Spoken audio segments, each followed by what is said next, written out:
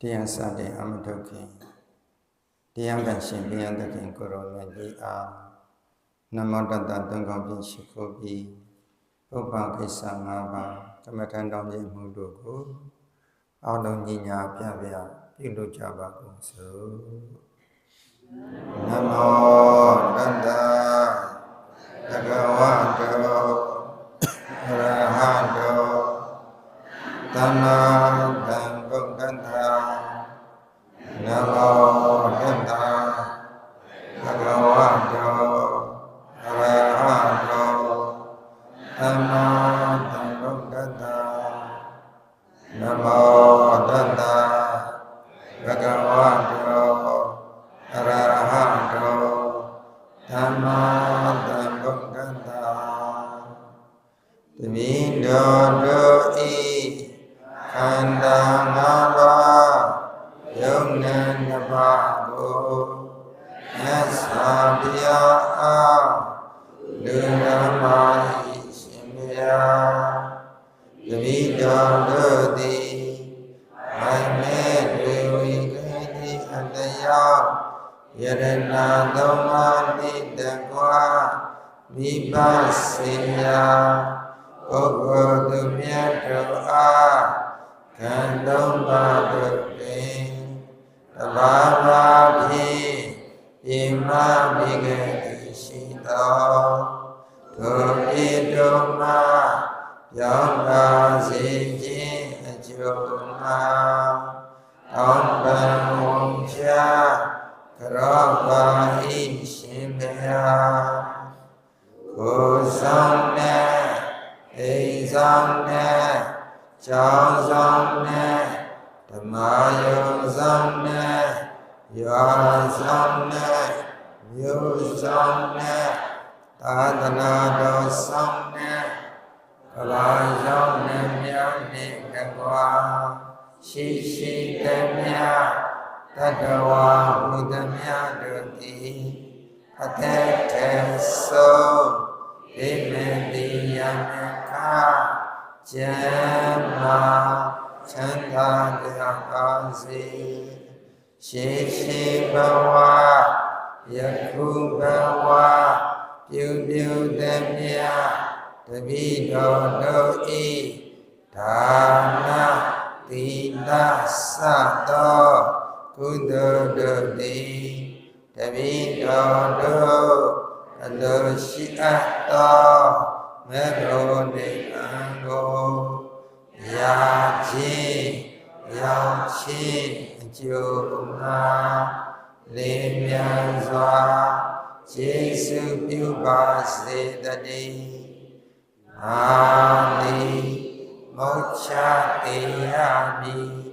အချိန်ပိုင်းသာတို့တော်သည်အာနိမောချတေယမိအချိန်ပိုင်းသာတို့တော်သည်အာနိမောချတေယမိအချိန်ပိုင်းသာတို့တော်သည်အတေမဟုတ်ခင်မြတ်ဥအောင်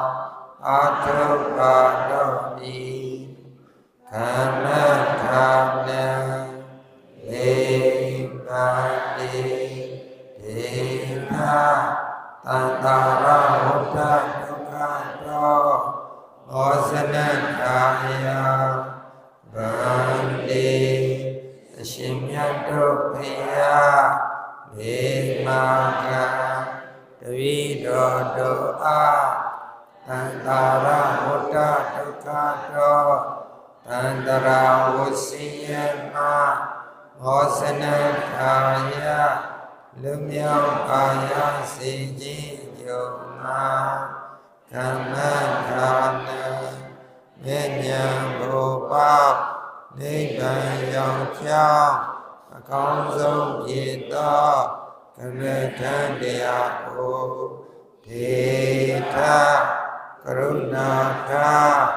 ဧတနာတော်မူပါကုန်ရှင်ဘုရားသာဓုသာဓု တ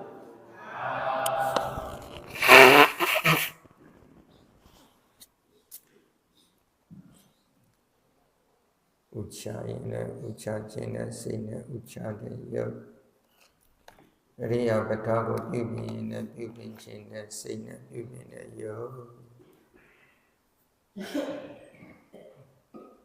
အချင်းကတဲ့တတိပဋ္ဌာကိပြီးတော့အမှုရာတိုင်းမှာတတိဆိုင်တာအတိလိုက်ပြီးလို့လိုအပ်တယ်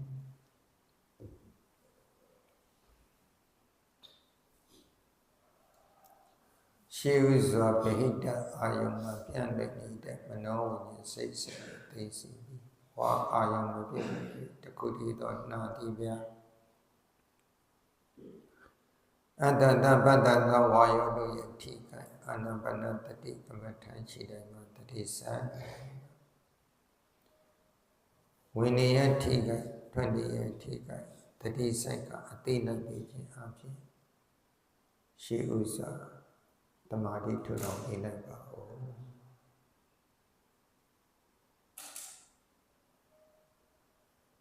သီလကျင့်စဉ်တွေကိုကျင့်ခြင်းအပြင်သီလသာသနာဘုရားဆုံးမကိန်းနေဖြစ်တဲ့သူတော်ကောင်းတို့သည်ခုလိုအာနာပါနတတိဖြင့်တမာတိထူထောင်ပေးခြင်းအပြင်တမာတိသာသနာဘုရားဆုံးမကိန်းပါ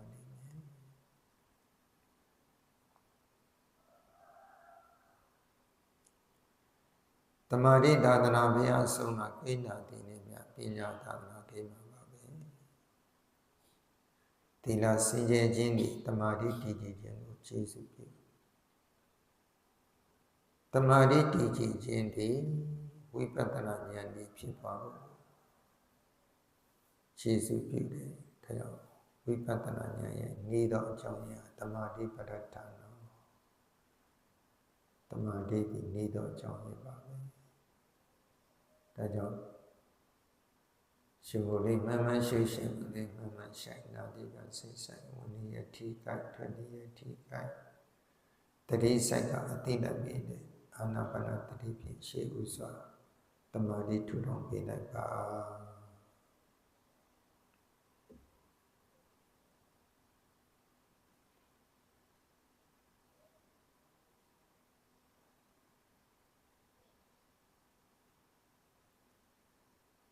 ဘုရားရှင်ကိုယ်တော်မြတ်ကြီးကအာနာပါနတတိဘိက္ခဝေဘာဝိတာဘဟုလိကတဒီအာနာပါနတတိကိုချိန်ခံများစွာလေ့လာပွားများနေတဲ့ယောဂီမှာ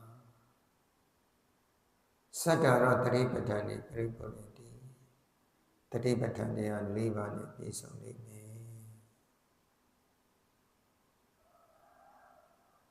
ချိန်ခံများစွာပွားများပြီးဖို့လိုအပ်တယ်ချိန်ခံများစွာဆိုကြတဲ့ကအရေးအတွက်တော့မရှိဘူးချိန်ခံများစွာပွားပြီးဖို့လိုတယ်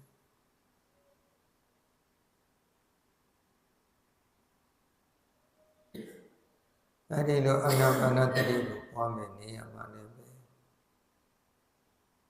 စိတ်ငြိမ်တဲ့နေရာကိုရှာမိဖို့လည်းလိုတယ်ခန္ဓာကိုယ်ကိုအချိုးကျစွာထိုင်တတ်ဖို့လည်းလိုတယ်အပေါ်ပိုင်းဖြစ်တဲ့ခန္ဓာကိုယ်ပြောင်းပြောင်းလေးထားအောက်ပိုင်းဖြစ်တဲ့ခန္ဓာကိုယ်ထပ်ဝက်ပေါ်ပြီးထိုင်ကြောက်ချင်းချိတ်ထားဖိထားရင်တွေးလို့လျှောက်တာမမှန်တော့ကာယကဒုက္ခဝေဒနာပြင်းထန်စွာပေါ်တတ်တယ်ဒါကြောင့်မို့စထိုင်တဲ့ကခပ်ပွားပွားလေးတတော့တတာရှိမယ်ထိုင်ခြင်းမျိုးနဲ့ထိုင်ဘောပိုင်းဖြစ်တဲ့ခန္ဓာကိုယ်ကိုဖြုံးပြောင်းနေနေမျက်စိကိုမိပါးစပ်ကိုပိတ်ပြီးရှင်မူလေးမှန်မှန်ရှုရှင်မူလေးမှန်မှန်ဆိုင်နာတိပန်စိတ်ဆိုင်ဝဏိယထိကထွဏိယထိကတတိဆိုင်ကအတိလိုက်ပြီးခြင်းအပြင်ရှေးဥစွာတမာတိထူထောင်ပြီးတတိမေယပဋ္ဌိမဆိုတဲ့အတိုင်းတတိအာကောင်းအောင်လေ့ကျင့်ပြရတယ်တရားအထုတ်တဲ့ယောဂီမှာတရားရဲ့ပညာရဲ့ဝိရိယရဲ့တမာတိရဲ့အဆုံးအိန္ဒြေညှိပြီးဖို့လိုတယ် တတိဆိုတာကိုယ်ရင်မရှိဘူးလို့တဲ့တာလည်းရှိတယ်တတ္တာပညာသမ္မာဝီရိစောင်းနေညိတို့ညီပြီးဒုက္ခကျိုးဖြစ်ရ၏ဒီဆုံးမစကားကိုမြတ်စွာဘုရားသောဏယဟန်ကိုအကြောင်းပြုပြီးဟောတယ်သောဏယဟန်ဆိုတာသရပပ္ပစိတာတထေတာဘွားကနေဘုံကြီးဝတ်တာဝရိယထက်တန်တော့ဖြင့်တညာလုံးစဉ္ညာရှောင်ပြီးအားထုတ်အဲ့ဒီအချိန်ကဘုရားရှင်ကိုရောမြတ်ဖဏတ်စေခွင့်မပေးသေးတဲ့အတွက်ခြေတော်ဒီဖူးရောက်လာပြီးပေါက်ပြသွားတယ်တွေ့ချင်းချင်းရဲ့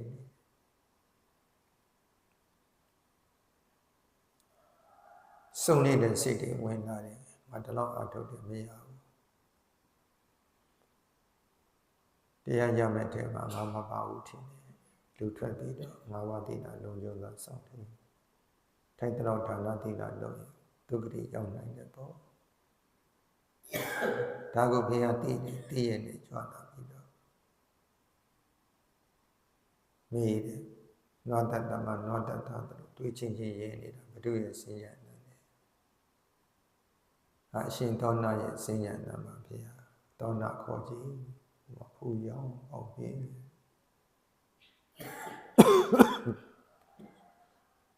ရှင်သာသောဏတင်လူဘဝတော့စောင့်တည်ရတဲ့ပညာတတ်တလားရှေ့တော့မင်းကြီးမင်းသားတထေတကျွေးလေးစောင့်ပညာလူတိုင်းလူတတ်တာပေါ့မလာပါမြတ်စွာဘုရားတပည့်တော်စောင့်တည်တဲ့ပညာကိုကျွမ်းကျင်ခြင်းတတ်မြောက်ပါလေဘုရားပေါ့ရှင်သာသောဏဖြေပါစောင့်ယူဤတအားတင်းနေတာရတဲ့အတန်ဖြစ်နိုင်မလားတအားတင်းနေတော့လေအတန်မာပြီးတော့တာရတဲ့အတန်မဖြစ်နိုင်တယ်လို့စောင့်ယူဤကရော့နေရောကွယ်ရော့နေရင်လည်းတာရတဲ့အတန်မဖြစ်နိုင်ဘူးတာရတဲ့အတန်ဖြစ်ဖို့ဘယ်လိုလုပ်ရလဲမလျှော့မတင်စောင့်ယူခြင်းတကယ်တော့ဒီလိုဥပမာထားပြီးတော့တရားနဲ့ပညာဣန္ဒြေကြီးကိုညှိပေးရမယ်တရားလွန်ကဲပညာနဲ့တလွဲယုံတတ်သည်တရားအားကောင်းတယ်စင်ကြင်တို့တရားမရှိရင်တလွဲစပင်ကောင်းဖြစ်တတ်တယ်စာရိဖတ်တဲ့တရားတွေနားတဲ့လိလာအားကောင်းတယ်လက်တွေ့တရားမှာပါရင်လေပညာလွန်ကဲတရားနဲ့စင်တဲ့ကောက်จิตသည်ဒါကြောင့်တရားနဲ့ပညာဣန္ဒြေကြီးအောင်တတိတရားထုံနှစ်ပါးစွမ်းအားညှိပေသည်ဣန္ဒြေကြီးအောင်ညှိပေဖို့လိုတယ်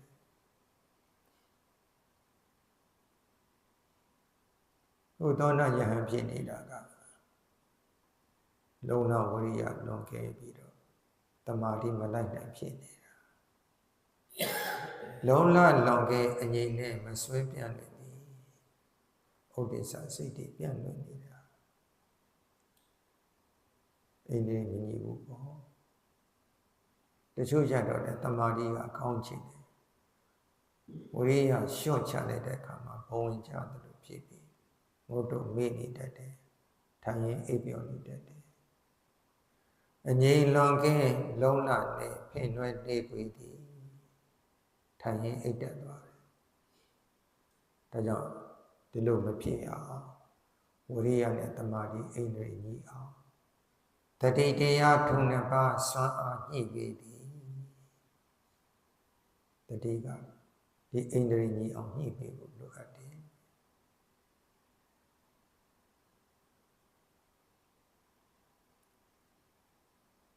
ဒါကြောင့်တတ္တပညာတမဝီရိစောင်းနေညှိတို့ညှိပြီးတော့ကကျိုးဖြစ်ရတရားတော်အာထုတ်တဲ့အခါမှာဣန္ဒြေညှိတတ်ဖို့လည်းလိုပါတယ်ဤကဲ့သို့အာနာပါနတတိကိုကျင့်ခံများစွာလေ့လာပွားများနေတဲ့ယောဂီမှာတတိပဒံတရား၄ပါးနဲ့ပြည့်စုံတယ်အာနာပါနပပ္ပဆိုတာကာယ ानु ပတ္တနာမှာပါပြီးဖြစ်နေပြီယုတ်ကမ္မထံပေါ့ ရှုလို့ကောင်းတဲ့ခံစားမှုမကောင်းတဲ့ခံစားမှုခံစားမှုဝေဒနာကိုပြည်ထိန်ထားပြီးတော့ရှုမယ်ဆိုရင်တော့ဝေဒနာဝိပဿနာဖြစ်တယ်လို့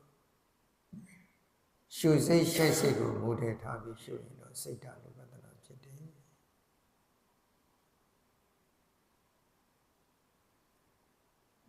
ဒါရုပ်ပဲဒါနာပဲလို့ဝေဒနာပဲဒါကစိတ်ပဲလို့မခွဲမှုဘူးဓမ္မတစ်ခုဖြစ်ပြီးဓမ္မတစ်ခုပြည့်နေတဲ့ဖြစ်ဖြစ်ဒုက္ခသစ္စာလို့ရှုရင်လည်းဒါသစ္စာမြင်တဲ့ဓမ္မနုပဒနာတတိပဋ္ဌာန်ဖြစ်တယ်ဤကဲ့သို့တတိပဋ္ဌာန်၄ပါးကိုလည်းပဲဘာဝိတဗုဒ္ဓိကတာချိန်ပန်များစွာပွားများနေတဲ့ယောဂီမှာခဏလေးအထုတ်ပြီးခုနှစ်စကားလေးဝင်ပြီးပြီးပြီမဟုတ်တတိပဋ္ဌာန်လောက်ကိုချိန်ပန်များစွာပွားနေတဲ့ယောဂီတတိပဋ္ဌာန်ဘာဝနာနဲ့အမြဲတမ်းနေရမယ်လို့ပြောတယ်ခန္ဓာပေါ်တဲ့သိတာကတတိပဋ္ဌာန်ဉာဏ်နဲ့ကြည့်လို့မရှိတော့တဲ့သဘောကိုတွေ့တာကတတိပဋ္ဌာန်ဘာဝနာဇာနာတောဟံဘိက္ခဝေပတ္တတောအာတဝနာခယဝဒာမိဇာနာတောသိသောပုဂ္ဂိုလ်အားအရှုကခန္ဓာပေါ်တဲ့သိရမယ်အရှုကဖြစ်တဲ့ရူပခန္ဓာအရှုခံခန္ဓာပေါ်ရင်လည်းသိပြရမယ်ဝေဒနာခန္ဓာအရှုခံခန္ဓာပေါ်ရင်လည်းသိပြရမယ်ဝိညာဉ်နဲ့ခန္ဓာစိတ်တွေအရှုခံခန္ဓာပေါ်ရင်လည်းသိပြရမယ်သိညာသင်္ခါရဓမ္မလို့ခေါ်တယ်အရှုခံခန္ဓာပေါ်ရင်လည်းပဲသိပြရမယ်ပတ္တတော်မြင်သောပုဂ္ဂိုလ်အားဉာဏ်နဲ့အကဲခတ်ကြည့်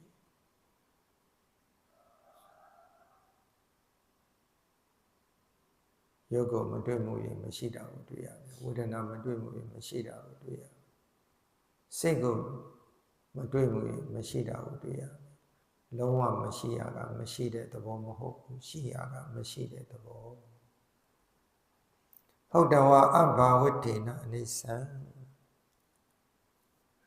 ဟုတ်တဝကြောင့်တတ်စေဖြစ်ပေါ်လာပြီအဘဝတ္တေနမရှိတော့တဲ့သဘောအနိစ္စပဲ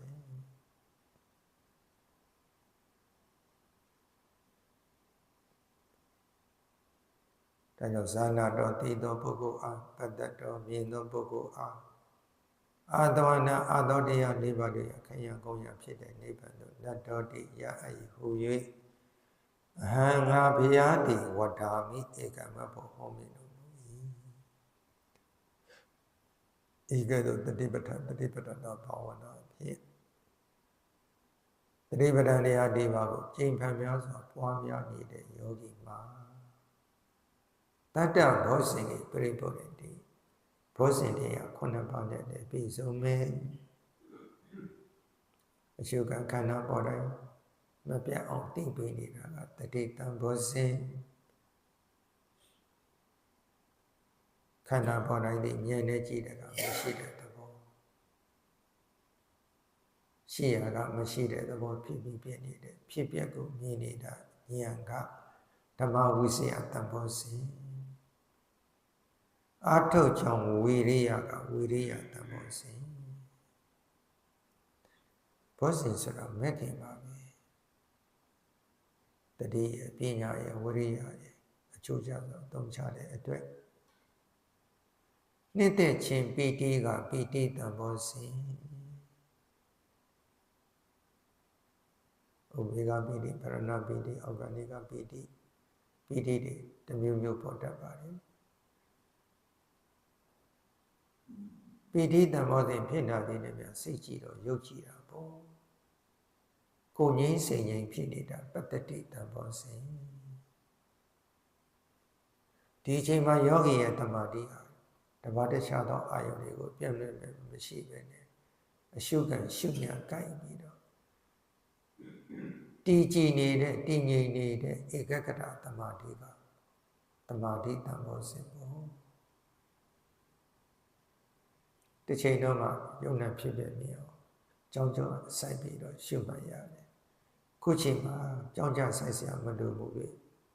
ဥပမာပေးရရင်မြင့်ထဲမျောနေတဲ့တိတ်တော့ကန္တကူဟာတိုင်ကြည့်တယ်လူဟာဘာမှကြောင်းကြဆိုင်စရာမလိုဘူးလေဘလို့ကြည့်မြင်နေတယ်လို့ပဲ အဲ့ဒီယုံနဲ့ဓမ္မသင်္ခါရတရားတွေအဖြစ်ဖြစ်ကိုဥပေက္ခထားကရှုပွားနိုင်ခြင်းကဥပေက္ခတမောစဉ်ကိုဒါကြောင့်ဘောဇဉ်ဆိုတာမဲ့ခင်ပဲတတဘောဇဉ်ကြီးဘာဝိတဗုဒ္ဓိကဒီဘောဇဉ်တရားခုနှစ်ပါးကိုလည်းချိန်ပြန်ပြောတော့ပွားနေရမှာယောဂီ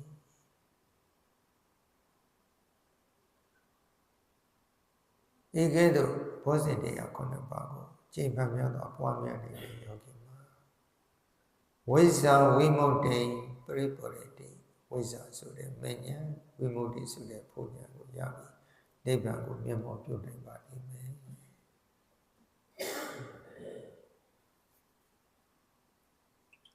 ဒါကြောင့်ယောဂီအာယုတစ်ပါးတစ်ခြားစိတ်ရောက်မသွားဘဲနဲ့ရှေ့ပိုင်းကအာနာပါနတတိပိသမာဓိထူထောင်ရှေ့သိနောက်သိကြမှာကိလေသာကြာမခုဖို့၍တစ်ဆက်တဲ့သိတာတို့တည်ကြည်လာပြီဆိုရင်အရှုကခန္ဓာတွေကထင်ရှားလာပြီ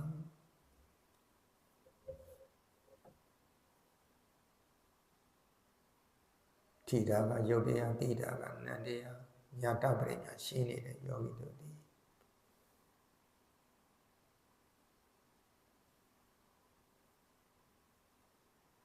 ယုံနဲ့သိသိပြီးတော့ယုံနဲ့တို့ရဲ့ဖြစ်ပျက်ကိုတတိပဋ္ဌာန်ဘာဝနာဖြင့်ခန္ဓာပေါ်တိုင်းသိဉာဏ်နဲ့ကြည့်ပြီးဒါ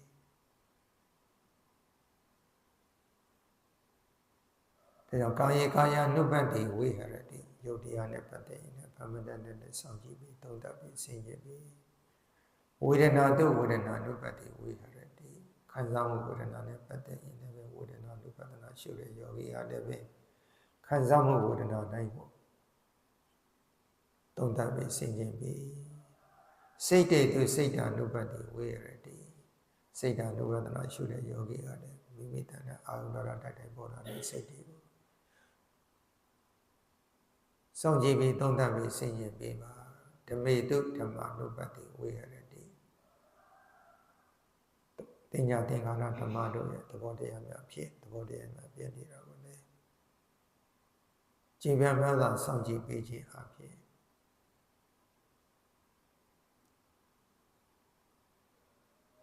တတိပဋ္ဌာန်တရား၄ပါးကိုကြည်ပြန်များစွာပွားများပေးခြင်းအဖြစ်ဘောဇဉ်တရား9ပါးနဲ့ပြည့်စုံတယ်ဘောဇဉ်တရား9ပါးကိုချိန်ဖန်များစွာပွားများပေးခြင်းအဖြစ်ဝိဇ္ဇာဝိမု ക്തി ပရိပရိတိဝိဇ္ဇာဆိုတဲ့မဉ္ဇဉ်ဝိမု ക്തി ဆိုတဲ့ဘုဉာဏ်ဖြင့်နိဗ္ဗာန်ကိုမြင်မောက်ပြုနိုင်မှာဖြစ်တဲ့အတွက်အာယုန်တစ်ပါးတစ်ခြားစိတ်ရောက်မတော်မူ၍အရှုခံခန္ဓာပေါ်ရာကိုငါဥစ္စာငါကိုယ်ရဲ့လို့တဏမာနဒိဋ္ဌိတို့ဖြင့်မဆွဲမှု၍အရှုခံတာတတိပညာတည်းဟူသောရှုဉာဏ်တရားတို့ဖြင့်ခန္ဓာဉာဏ်ဆိုင်ရှုပွားပေးလိုက်ကြ